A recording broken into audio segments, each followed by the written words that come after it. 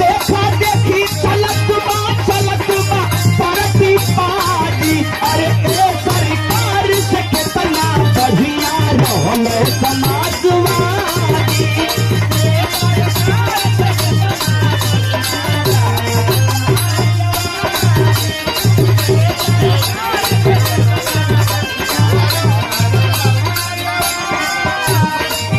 और सॉरी माफी चाहेंगे।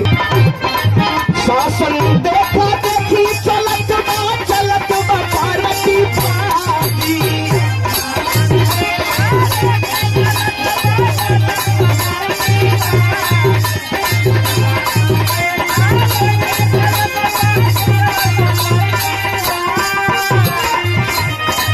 शासन देखा देखी चलत बा पार्टी पार्टी।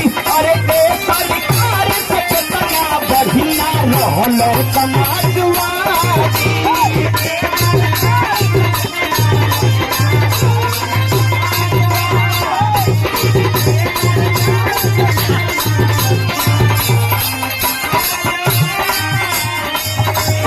और बहुत बहुत सम्मान आया समाजवादी पार्टी के वरिष्ठ नेता भी पूर्व प्रमुख पूर्व प्रत्याशी आदरणीय गरीब राम जी। और सम्मान आया है